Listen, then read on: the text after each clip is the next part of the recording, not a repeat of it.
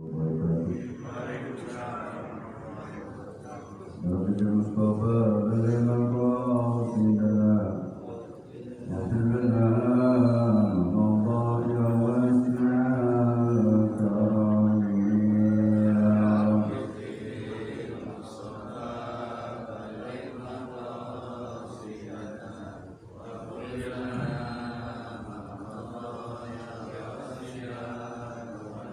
مولاي صل وسلم دائما أبدا على حبيبك خير الخلق كلهم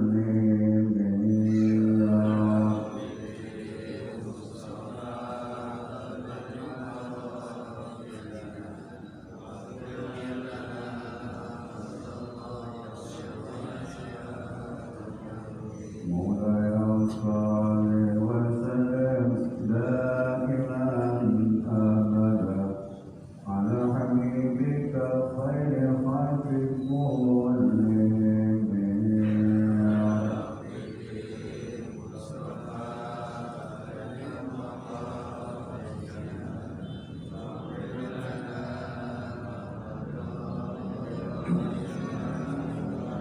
محمد سيد الكونين والثقلين والفريقين من عرب ومن عجب يا رب بالمصطفى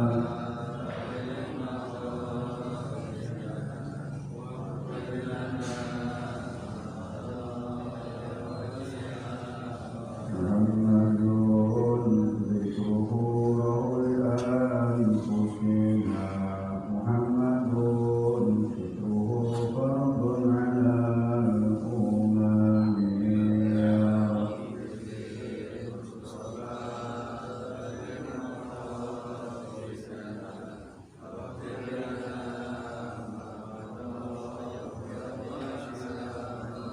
محمد قائم لله دون همم محمد خاتم لرسل كلهم يا رب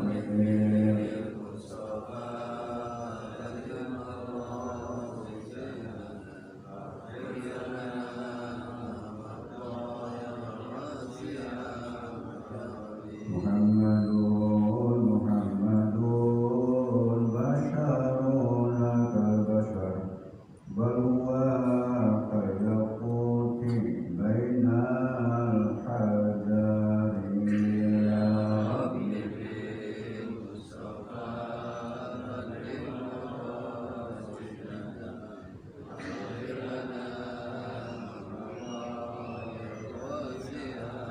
محمد محمد بشر لك البشر بل هو كالياقوت بين الحجر يا رب بالمصطفى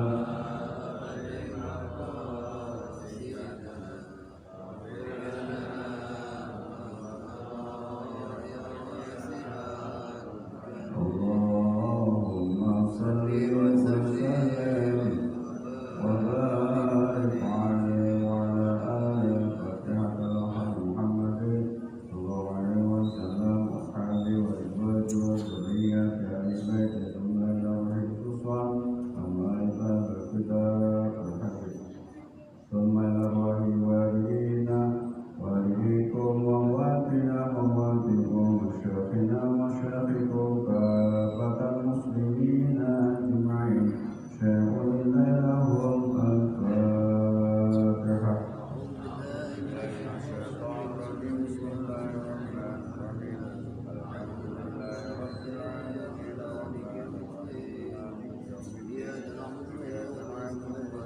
استعين صراط المستقيم صراط الذين أنعمت عليهم غير المغضوب عليهم ولا الضالين آمين بسم الله الحمد لله الذي خلق كل شيء بعظمته وجعل كل شيء بإذنه فأسلم كل شيء بقدرته وخلق كل شيء من ملكه والصلاة والسلام على سيدنا وحبيبنا شفيعنا ومولانا محمد شفيع الأمة وعلى آله وأصحابه في يومنا هذا إلى يوم القيامة رب اشرح لي صدري ويسر لي أمري وثبت لساني واهد قلبي بحق سيدنا محمد صلى الله عليه وسلم اللهم إنا نسألك الفتوح والمنوح والرسل وتوبة النصوح وصلاح الجسد والروح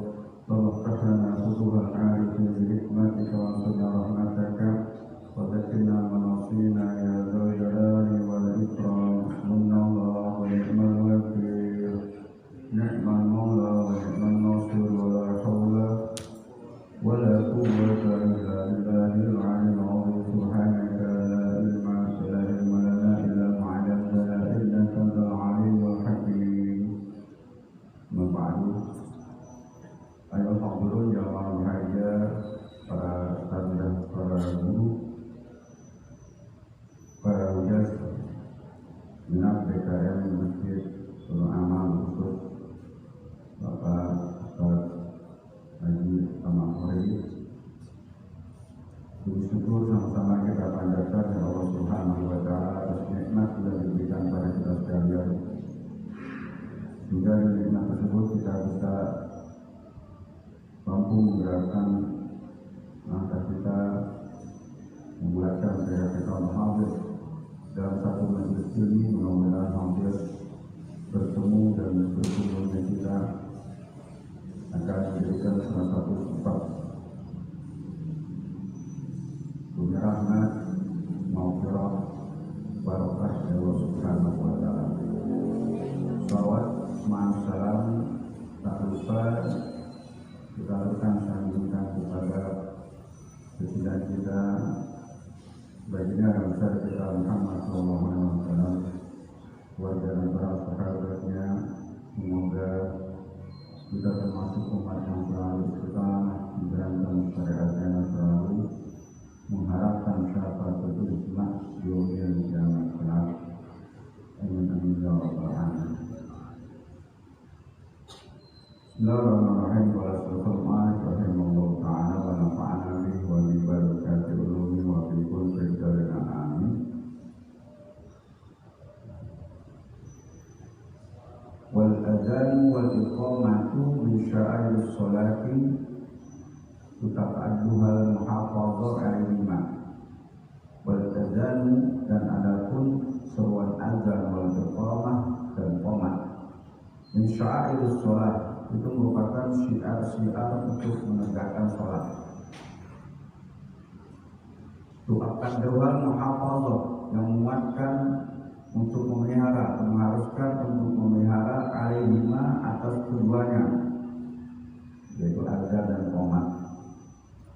Wafihima dan pada keduanya itu tordul syaitan, merupakan pengusir daripada syaitan. Dikaulinya alaihi salatu wassalam, sebagaimana sabda Nabi kita Muhammad SAW, idza nuhiya bis-sholati, apabila disuruhkan azan untuk melaksanakan sholat, adbaru syaitan, maka setan akan kabur, ya, hilang mundur. Maka Rasulullah SAW, dan itu merupakan satu hadis Nabi kita Muhammad SAW. Hadis dalam bahagia, kemarin kita menjaga al-hafadzatu al-sholat, menjaga sholat. Jadi mulai daripada wudu berkaitan dengan zahirnya, dan pun hatinya kita tetap menuju kepada Allah Subhanahu wa Ta'ala. Allah ciptakan syaitan sebagai salah satu makhluk Allah yang merupakan bagian daripada golongan jin. Yang sebelum diciptakan Nabi Adam alaihi salam, Iblis laknatullah itu mereka ahli ibadah. Bahkan 300 tahun sebelumnya Allah ciptakan iblis, mereka ahli ibadah dan mereka sudah berada di surga Allah Subhanahu wa Ta'ala. Maka ketika Allah Subhanahu wa Ta'ala berencana ingin menciptakan manusia sebagai khalifah fil ardh, khalifah fil ardh maksudnya adalah sebagai pemelihara di bumi ini, maka Allah Subhanahu wa Ta'ala serukan makhluk yang ada surga itu untuk tunduk sujud kepada Nabi Adam. Tanya dalam Al-Quran, "Qala rabbuka lil malaikati inni ja'ilun fil ardi khalifah." Qalu ataj'alu fiha man yufsidu fiha wa yasfiku dima' wa nahnu nusabbihu bihamdika wa nuqaddisu lak. Dan ingatlah ketika Rabbuka Tuhan kamu berkata kepada malaikat, sungguhnya aku akan menciptakan manusia sebagai khalifah di muka bumi ini. Bukan berarti Allah minta saran kepada malaikat.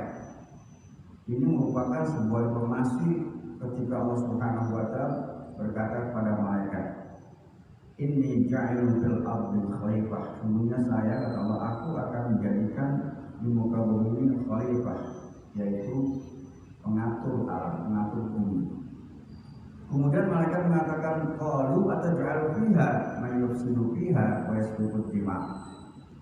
Ini saya ceritakan berkaitan dengan syaitan ya. Jadi kita bisa tahu di dalam Quran ahli bahasa mengatakan syaitan asal kata syaitan artinya penyesat.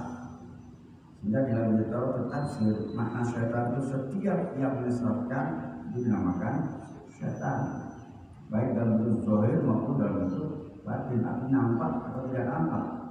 Makanya jelas dalam surah An-Nas Allah Subhanahu wa Ta'ala menjelaskan alladzi yuwaswisu fi sudurin nas minal jinnati wan nas. Ada kalimat dari golongan jin dan manusia. Kalau dalam jin pasti iblis dan beberapa manusia juga sama.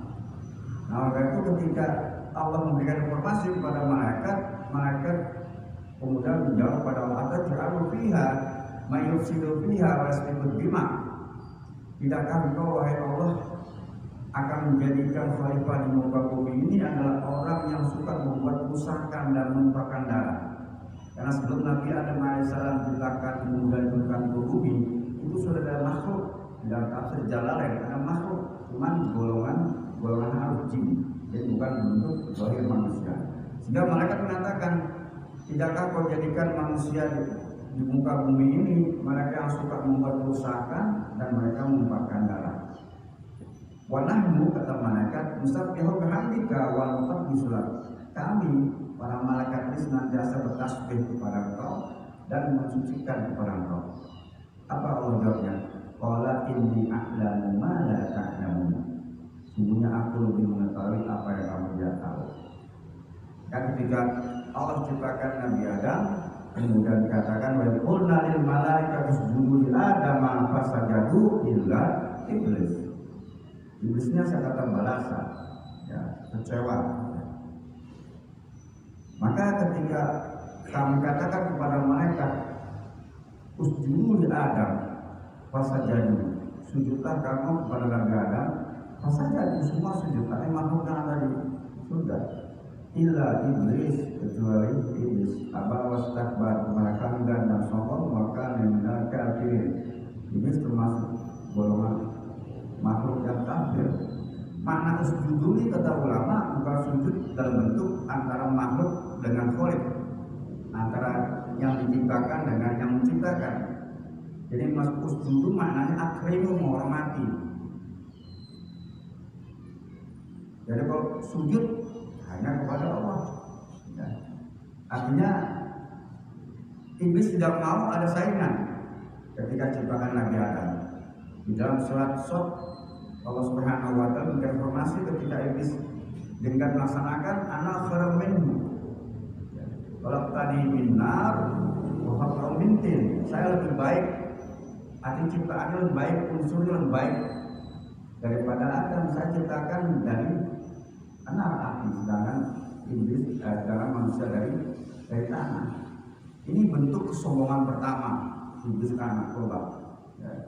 Jadi enggaknya iblis anak narkoba ini mengatakan saya tidak akan menyembah kecuali kepada Allah. Kira-kira benar nggak nih? Kita lihat dalam surat 38. Kira-kira benar nggak iblis ngomong saya tidak akan menyembah kecuali kepada Allah? Kira-kira benar nggak? Ini soal bahasa. Sekarang gini Pak, Bapak pulang kerja, capek nih, kamu jauh, sama anak bilangnya, nah kalau dong bikin Bapak, itu ngomong ya, mana? Anak ngomong Pak, kata Pak Guru minjemin Bapak dosa. Benar nggak?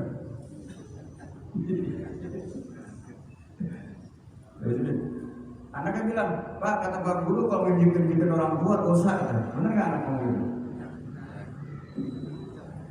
Anak ngomong mendekat, minjemin orang tua dosa. Tapi yang nyuruh siapa kan orang tua? Kalau orang tua lagi duduk, lagi tiduran, injek-injek nggak dosa.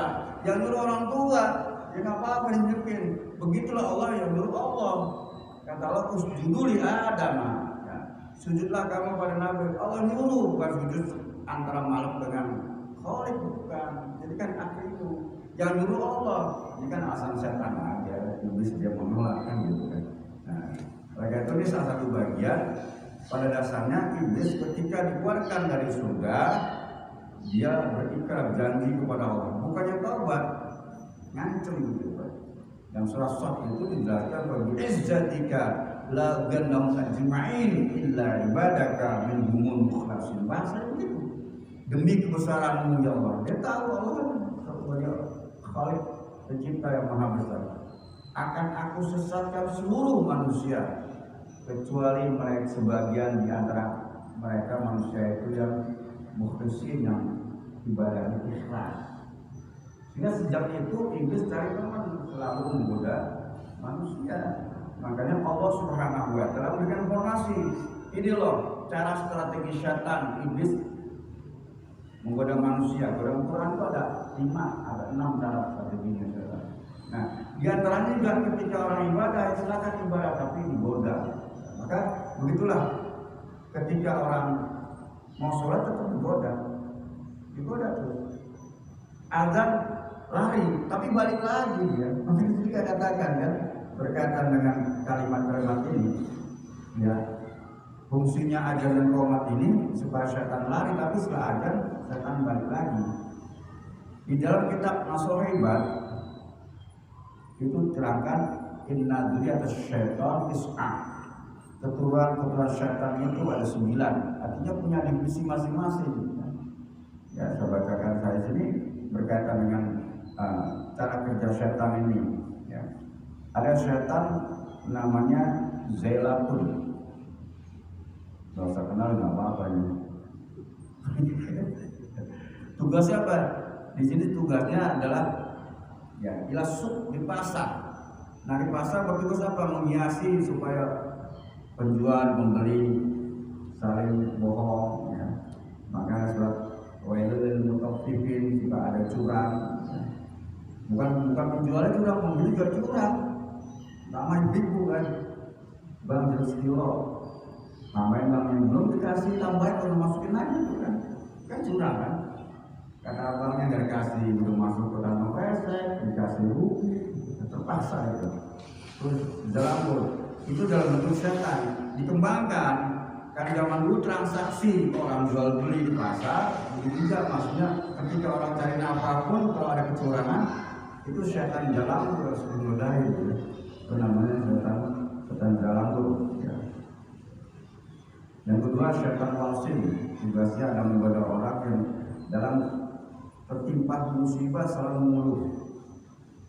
Jadi wasin ini mudah kalau dia dapat penyakit dikit seakan-akan ada diskriminasi di antara orang lain. Saya ahli ibadah kok sakitan terus, seakan-akan tidak redok dikismatillah, tidak senang terhadap apa yang telah Allah berikan bagiannya. Padahal orang-orang beriman, al-bala'u litukhtabiro. Bagi orang-orang beriman, suatu bala, suatu bencana pada hakikatnya itu merupakan suatu ujian bagi orang beriman. Ya. innal baliyata lam tuqtil mu'mina. Ya, tidak sesungguhnya baliyat itu berbagai macam permasalahan juga, musibah, pokoknya sesuatu yang enak dan baliyat bencana. Tidak akan terjadi buat orang-orang beriman kecuali itu takdirah, kecuali Allah mengujinya. Di ayat di hadis lain bahkan ketika mendapatkan musibah ataupun sakit bahaya, ketika sabar Allah angkat derajatnya, bahkan dihapuskan dosa-dosanya. Ini salah satu bagian apa? Ketika setan wasilnya menggoda manusia supaya manusia itu senantiasa selalu mengeluh, ya, apa yang telah Allah Subhanahu wa Ta'ala berikan yang berkaitan dengan musibah. Padahal kalau kita lihat dalam surat 4, ya, surat At-Taghabun ayat 11, ma asaba min musibatin illa bi'illah wa may yu'min billahi yahdi qalbah wallahu bikulli syai'in alim. Apa saja yang menimpa kamu itu tidak lepas daripada izin Allah.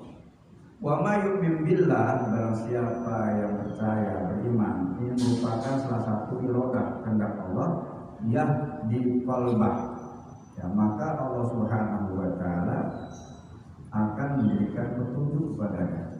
Artinya memberikan sifat sabar, ya, kemudian menerima apa-apa yang Allah Subhanahu wa Ta'ala berikan, sambil berikhtiar manusia berupaya bagaimana cara menyembuhkannya. Nah, ini bagi orang-orang yang ketika tertimpa tersebut, ketika dia sabar, ya, maka Allah Subhanahu wa Ta'ala angkat derajatnya, kemudian hapuskan dosa-dosanya. Kita lihat beberapa hadis, ya, riwayat Imam Bukhari dan Muslim dari Ibnu Mas'ud radhiyallahu, Nabi kita Muhammad SAW bersabda, ma min muslimin, tiada seorang muslim musibuhu, dia tertimpa ada ini bencana, bahaya dan sebagainya, syaukatin kama faqo, ataupun tertusuk duri, tertusuk jarum kecil, itu musibah juga, yang paling kecil, illa kecuali hatta Allah Ta'ala bisai'ati, kecuali Allah akan hapuskan darinya sayi'ati, kesalahan-kesalahan, kama tahuttus syajaratu waraqaha, sebagaimana daun yang berguguran daripada pohonnya. Itu salah satu hadis Nabi kita Muhammad SAW. Atau hadis yang lainnya ada kalimat sakit, ya. Wa fi riwayatin ukhra, di riwayat lain dari Imam Bukhari dan Muslim, jalur dari Abdullah bin Mas'ud pernah berkata, bersabda Nabi kita Muhammad SAW, ma min muslimin yusibu adan maradun, ada kalimat maradun, tiada seorang muslim tertimpa musibah, bahaya ataupun sakit, fama siwahu illa haqqallahu, atau lebih rendah darinya, kecuali Allah akan hapuskan kesalahannya, sayati kama tahuttus syajaratu waraqaha, dan seperti gugurnya daun-daun yang ada di pohon. Ini salah satu bagian musibah. Maka ketika setan wahai ini menggoda orang yang mendapatkan musibah itu, selalu mengeluh, ya, syakau atau syakawat ini mengeluh, ya. Sedangkan kita mengeluhnya hanya kepada Allah, ya. Maka Nabi pernah membaca doa ini, dan doa ini pernah dibaca oleh Nabi Musa alaihissalam ketika dikejar-kejar Firaun, dihadapkan ke laut, ya, di belakangnya tentara Firaun, sebagai manusia merasakan takut, membawa 600 umatnya, sehingga Allah tidak langsung menolong, dan dibiarkan Nabi Musa. Maka ketika Nabi Musa berdoa, baru Allah tolong.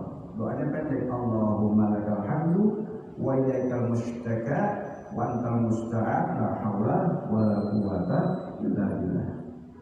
Allahumma hamdi, Allah bagimu segala puji, wa ilaikal mustaka, dan hanya kepada kamu saya mengadu, wa antal musta'an, dan hanya kepada kamu saya minta pertolongan, la haula wala quwwata illa billah. Allah suruh Nabi Musa ketuk batu dengan tombak terbelah. Nah, Nabi mengajarkan kepada sahabat ini baca doa Nabi Musa apabila ada musibah dan bencana.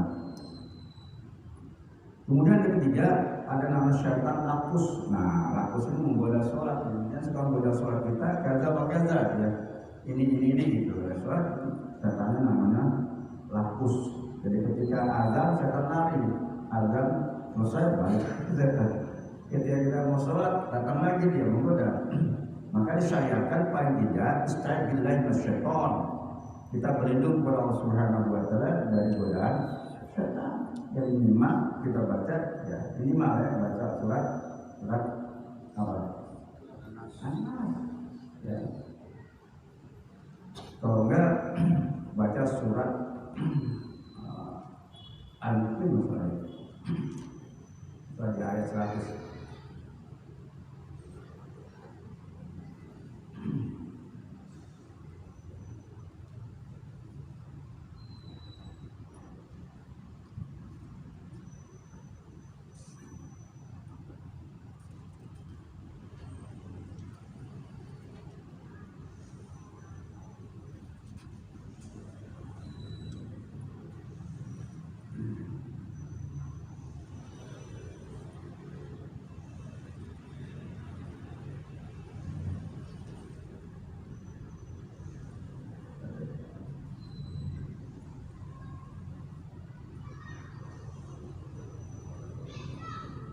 Surat apa ya? Jika masyarakat mau memberikan yang turun, surat apa? Tetapi tahu nggak? Ayat itu surat apa?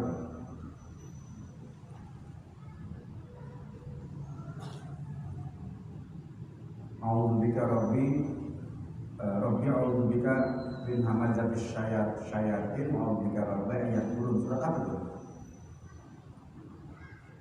Ingat ya? Itu baca itu kalau nggak Anas baca itu surat apa ya? Saya lupa.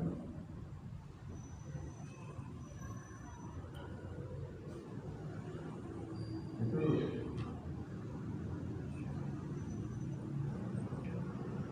dari ketemu surat 22 Al-Mu'min ayatnya 99.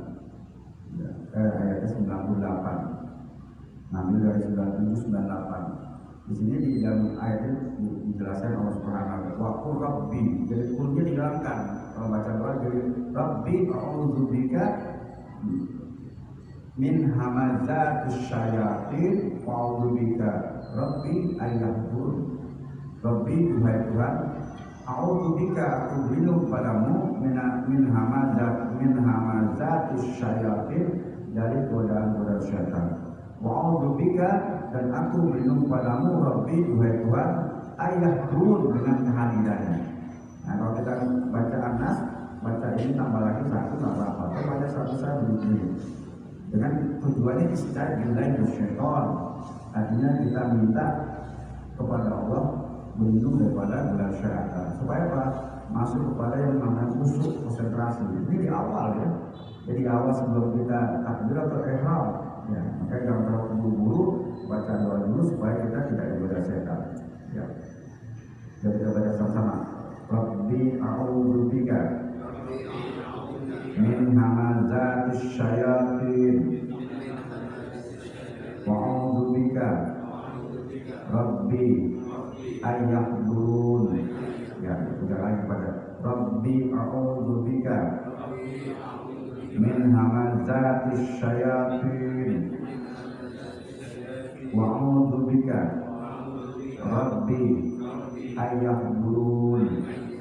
Lagi Rabbi a'udzubika min hamazatis syayatin wa a'udzubika Rabbi ayyahdurun.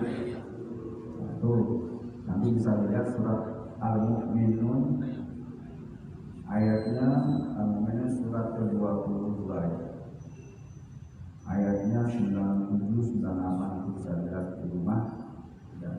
Ini untuk menambahkan saja ya, kalau kita yakin dengan surat Anas tidak cukup, tapi ini membacanya lagi lebih bagus lagi ya. Jadi itu setan dan dinamakan setan rakus. Ada lagi setan akwan. Akwan ini setan yang senantiasa mengasih sifat-sifat mungkin sewenang-wenang lah, ibarat seorang pemimpin menjadikan seorang yang diktator semacam ini. Ini tujuannya agar manusia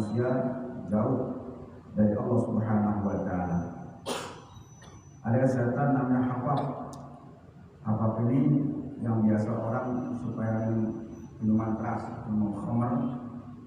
Dan setan murah juga orang-orang yang suka atau bahasa kita joget-joget semacam itu. Ada setan namanya masuk. Setan masuk ini akadzab, ya suka orang berbuat bohong. Ada setan yang enggak kalah pentingnya, namanya kita nama Jawa ya, namanya Dasim. Dasim nama orang Jawa ya. Ya, Sohibul Buyut kan, kalau dalam kitab Sohibat namanya Dasim, ya, Huwa Sohibul Buyut. Dasim ini adalah khusus setan yang goda dalam rumah tangga. Ya. Rumah tangga lagi sakinah mawaddah digoda lagi supaya berantem. Dan bapak ibunya sama anaknya, ini namanya setan Dasim. Padahal nama Jawa tapi bukan. Ya, dan satu bagian dari wasin juga, tapi juga ada bagian juga yang khusus lagi kaitannya dengan ini setan yang walhan tadi ya kaitannya. Ini salah satu bagian, setiap divisinya punya tugas masing-masing. Ya, jadi kita kembali ke pokok permasalahan. Dikatakan idza nudiya lis-sholati adbara syaitan, dan jika disuruhkan dikumandangkan azan untuk menunaikan sholat adbara syaitan, maka setan pada mundur kabur.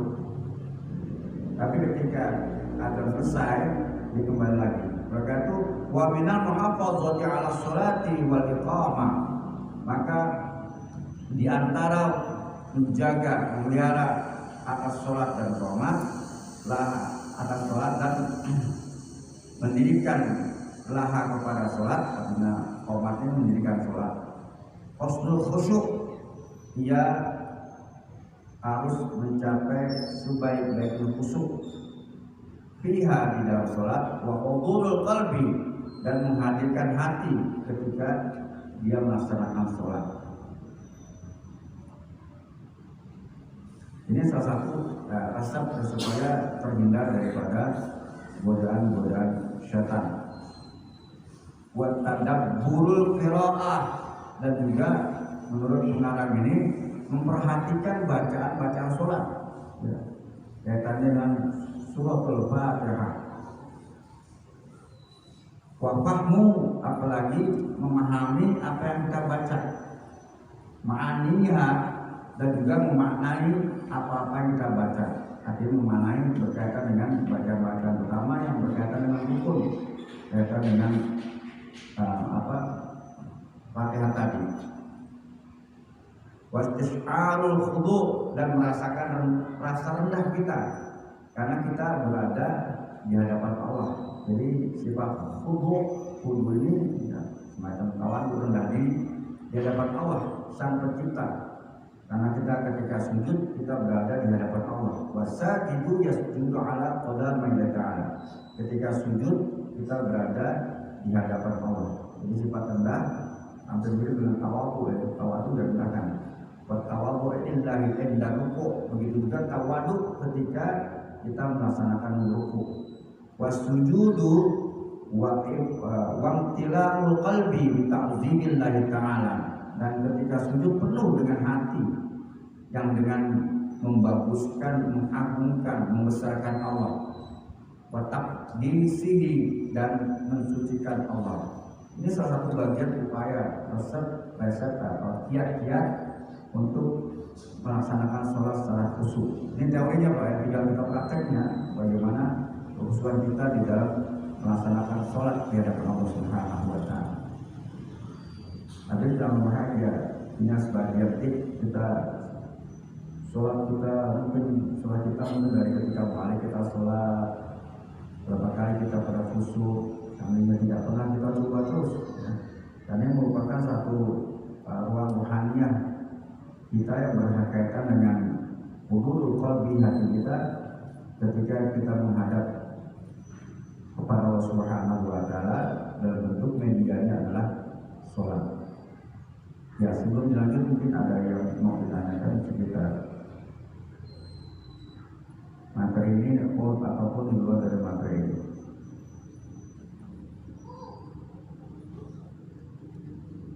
Assalamualaikum warahmatullahi wabarakatuh. Waalaikumsalam warahmatullahi wabarakatuh. Bagaimana disampaikan tadi masalah adzan, di samping untuk memanggil orang untuk bersiap melaksanakan sholat wajib, dan syaitan mendengar adzan ini adalah mereka pergi. Terus apa hubungannya dengan jenazah yang kita makamkan sebelum ditutup dengan tanah, diadzankan dan dikomatkan? Ya. Kita lihat berkaitan dengan masalah surat Toha yang kita bacakan. Surat Toha ini surat ke-20 ya. Saya nggak hafal persis tapi ya. Toha surat ke-20. Ya. Allah Ta'ala berfirman, minha khalaqnakum wa fiha nu'idukum wa minha nukhrijukum taratan ukhra. Minha, dan darinya, maksud tanah. Khalaqnakum, aku ciptakan kau. Jadi manusia diciptakan dari tanah. Walaupun prosesnya dari sperma sebagaimana, semua sperma yang kita ada antara ovum, semua itu kan benihnya itu dari tanah, dari makan sebagainya. Dan dari tanah kami ciptakan kamu, wa fiha nu'idukum, dan ke dalam tanah kami kembalikan kamu, wa minha nukhrijukum taratan ukhra, dan darinya kami akan panggil kamu, ya. Artinya dibangkitkan nanti taratan ukhra pada waktu yang lain. Artinya ketika wa idzal qubur busirat, dalam surah Infitar, ketika kuburan bangkit, nah itulah artinya bangkitnya dari kubur. Nah oleh karena itu kenapa diajarkan? Karena ketika bayi itu lahir disunahkan adzan dan qomat, ya. Karena air adzan dan qomat, maka ketika dia dikuburkan sunahnya juga diajarkan dan dikomatkan. Itu berkaitan dengan masalah adzan. Kenapa? Karena ketika dilahirkan sunahnya semacam itu, ya. Nanti kalau balikan apa hubungannya adzan dan qomat, orang anak kecil juga nggak dengar, kan nggak dengar ya. Anak kecil belum dengar ketika proses kelahiran bayi itu kan belum dengar, karena Allah Subhanahu Wa Taala ya, menciptakan manusia ketika di dalam rahim ibunya dia belum dengar sesuatu apapun. Jadi kenapa? Kita lihat di dalam Quran, ya. Dalam Quran ini jelaskan wallahu, mana ya ayatnya? Ayat terakhir, wallahu akhrajakum min butuni ummahatikum la ta'lamuna syai'a. Ya. Itu di ayat apa ya? Tahu ya? Ada tahu enggak? Depannya wallahu akhrajakum min butuni ummahatikum la ta'lamuna syai'a wa ja'ala bainakum sam'a wal absara wal afida la'alakum tashkurun. Kamu dikeluarkan dari perut ibu kamu, la ta'lamuna syai'a, kamu enggak ngerti sama sekali ketika diciptakan tuh, ya. Wa ja'ala lakum sam'a wal absara wal afida, dan kami kata Allah sudah ciptakan sam'a, ya, pendengaran, ya, wal absar, penglihatan mata, wal afidah hati, tapi belum berfungsi. Kalau kata dokter itu fungsi sekitar sekian hari baru bisa dengar. Baru lahir itu nggak dengar, tapi Allah ciptakan gitu ya. Oh ya, saya pernah tanya juga kan, buat apa kan anak kecil belum dengar, ya. Ketika baru lahir itu harus diajarkan kuping kanan, penglihatan kuping kiri. Ini syarat Nabi, karena memang ada syaitan yang khusus ketika lahir itu, makanya ada akun. Akun itu artinya rambut yang keluar memang dari perut, itu namanya akun. Masa kata akun akikah itu harus diakikahkan, ya. Kalau mitos dulu bawa sihat ke kotoran. Nah, ini memang ada setan yang ketika setan keluar itu menggoda, ya. Setan sibian namanya, setan anak-anak. Nah, makanya diajarkan komatkan supaya anak itu tidak terhindar daripada godaan setan. Nah, begitu juga ketika wafat diajarkan komatkan. Maka kalau kita lihat logika, Apa hubungannya? Azan kan memanggil sholat ya, komat. Ada, tapi syariat Nabi ketika lahir diajarkan komatkan untuk terhindar dari syaitan. Nah, mungkin itu aja. Karena itu tadi jadi ayat tadi menunjukkan ya tadi ya minha khalaqnakum wa fiha nu'idukum wa minha takhluqukum taratan ukhra. Karena manusia diciptakan dari tanah. Kembali tanah dan dikeluarkan juga nanti dari tanah pada waktu yang lain. Kapan? Ketika dibagikan kepada mahsyar.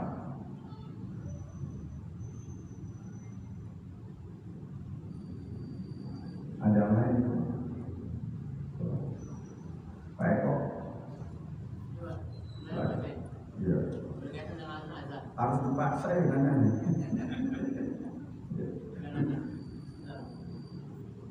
Azan pada zaman Nabi Rasulullah satu kali, pada zaman Nabi pada zaman Utsman bin Affan salat Jumat satu kali. Ini azan mana nih? Azan tadi sekarang azan. Ini azan apa nih? Azan salat. Sholat biasa, sholat apa? Nah ini saya minta film ya apa nanti berkaitan tidak? Karena kan di Indonesia itu ada azan 7 kali Pak Kiai. Ada satu tradisi ada 7 kali. Ini untuk berkaitan dengan azan sholat biasa itu gimana ya? Karena Kolaborasi kali, bukan itu kali. karena ada yang 7 orang yang azan gitu kan? apa lagi? 7 orang yang azan tapi kolaborasi jadi Iya, ada 7 orang gitu kan? Dia 7 kali aja gitu di satu wilayah mana gitu di Indonesia 7 kali aja.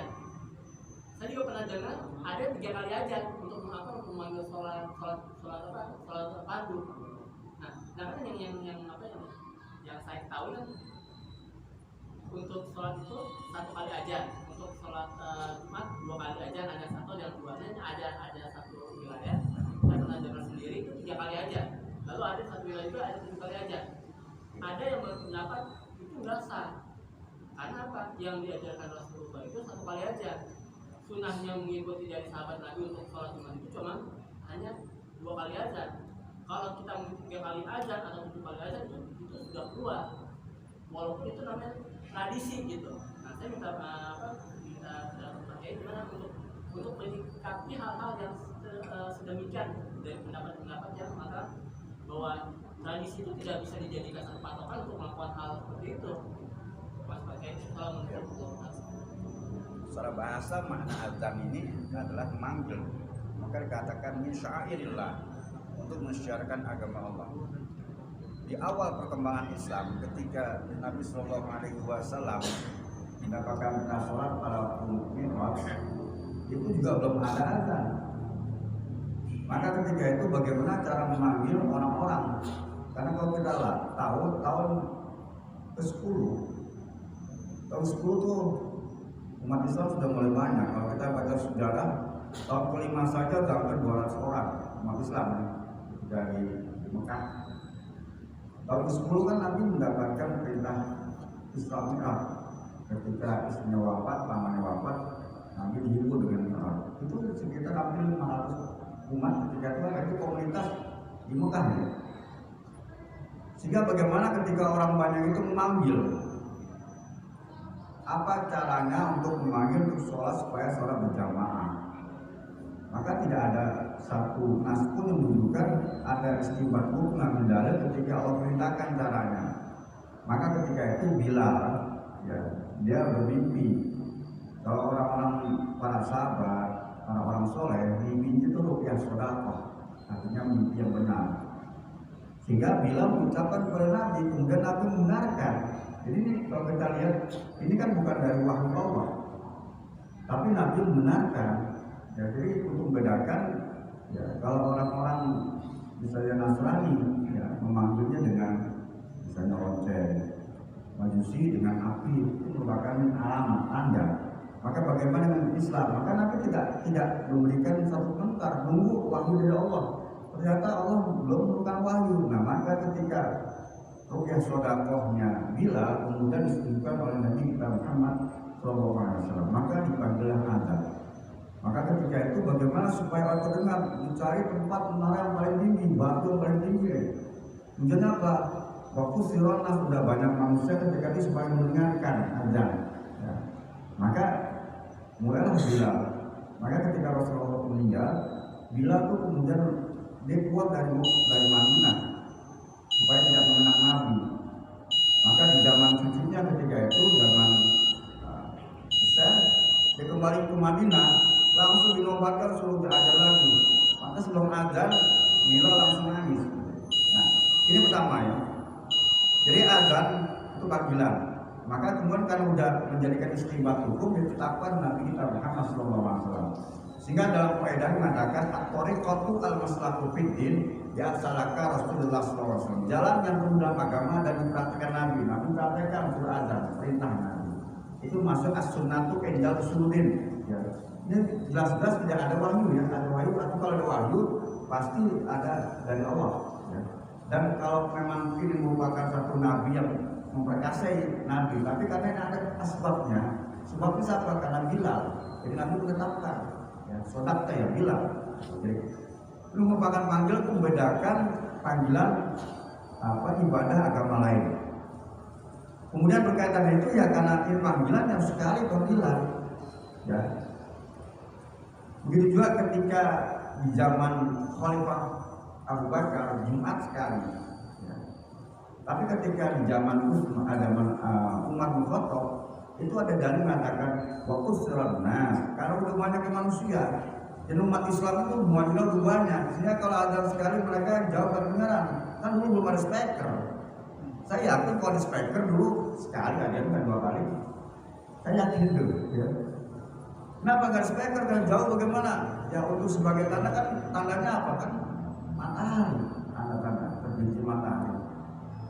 Maka dengan azan sekali itu siap-siap mereka warung tutup, ya, dagangan tutup. Nanti mereka ada terpal sekian hanya dibuat.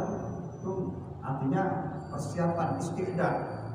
Maka zaman Umar bin Khattab azan 2 kali disiapkan. Ya.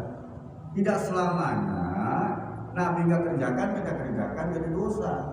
Kalau begitu kita sholat tarawih dosa mulu bid'ah. Nabi kan pernah sholat tarawih jamaah, pernah nggak Nabi? Keterangan sholat tarawih jamaah, pernah nggak? Bahkan sholat di masjid cuma 3 kali Nabi. Kita sholat berjamaah, bid'ahnya dolalah benar. Tidak semua, kan? Tapi dalam usul kita kan gitu, tidak semuanya begitu. Nah begitu juga ada kaidah dalam usul fikih mengatakan al-'adatu muhakkamatun. Adat kebiasaan itu bisa jadikan hukum apabila tidak melanggar syar'i, itu dibolehkan. Nah kalau saya tahu kaitannya dengan kolaborasi azan itu azannya nggak 7 kali bisa bawa satu orang lagi nyambung gitu kan, nyambungan dan saya tahu tapi nggak kalau 7 kali azan saya mendengar satu masjid azannya 7 kali gitu, udah selesai azan lagi gitu. Saya nggak tahu karena tujuan azan itu adalah untuk memanggil supaya orang lain tahu ini tanda untuk waktu sholat. Syukur-syukur dengar semacam itu, nah, maka kemudian dia datangi dan orang yang tukang azan nantinya di akhirat kelak itu lehernya tinggi kayak jerapah. Hati-hati ya azannya. Ada, dalam kitabnya ada orang azan. Tapi jangan kita pahami secara tek aja. Maksudnya al-mahfuz, terkenal. Jadi orang azan bukan dengar orang itu yang dengar itu jadi saksiin, jadi terkenal itu azan, gitu kan. Jadi sampai kata Nabi nanti di yaumul kiamah dan azan lehernya tinggi gitu. Maksud tinggi itu maksudnya orang terkenal, orang tahu di azan, makanya pahalanya besar azan, ya. Tapi ada juga azan tapi nggak sholat ada. Habis azan doang gitu, kemana nggak sholat? Ada juga gitu. Ya. Jadi kalau azan tuh, ya, siapa azan maka nanti lehernya tinggi gitu. Maksudnya makruh terkenal, ya. Karena pahala azan itu setiap orang dengar itu menjadikan saksi di hadapan Allah Subhanahu wa Ta'ala. Sehingga katakan makruh dia terkenal. Gitu ya. Tapi di mana yang 7 kali azan pernah di mana? Dari mana? Ada cepat. Saya pernah dengar ada 7 kali aja. Dan saya pernah dengar sendiri 3 kali aja. Kalau saya di mana itu 3 kali azan? Nah, saya saya lupa kali sekali aja, tapi yang 7 kali. Enggak di Jakarta. Apa ya? 3 kali azan di Jakarta. Yang saya dengar itu 3 kali aja pada saat sholat fardu. Hah? Tapi saya nggak tahu apakah itu zuhur atau asar. Tapi yang 7 kali aja itu saya pernah dengar satu wilayah. Nanti saya cari yang 7 kali aja. Nah itu nanti saya kurang tahu. Saya lupa di mana. Mungkin dengar gini, ada satu ajan lagi ajan, dengar 3 kali ajan pas satu. Kalau 3 ajan, kapan sholatnya gitu? Saya nggak coba saya cari ntar. Saya lupa wilayah di mana. 7 kali aja. Iya terus. Iya kapan sholatnya kan? Ajan lagi loh. Boleh sholat lagi ajan lagi. Apalagi maghrib dengan isya. Iya waktunya tepat di duit. Jadi satu lagi wajib begini Iya. hubungannya dengan azan itu ketika zuhur atau pas subuh itu kan sebelum waktunya itu kan digunakan untuk melakukan azan pertama dan kedua. Yang mana? Fajar Sodik maksudnya? Bukan, sholat Jumat. Oh. Biasanya kan di sini atau di sekitaran Jakarta ini kan kalau azan itu kan udah waktu sholat. Padahal azan pemberitahuan itu kan azan sebelum waktu sholat. Waktu sholat subuh itu kan ada 2. Ada azan itu masuk fajar, keempat, ada kemudian waktu sholat. Pertanyaan saya lebih utama mana azan yang pertama itu di luar sholat atau di dalam waktu sholat? Kalau kaitannya malam ya di luar sholat kan. Tapi kalau kan Jumat itu azan itu udah mulai masuk.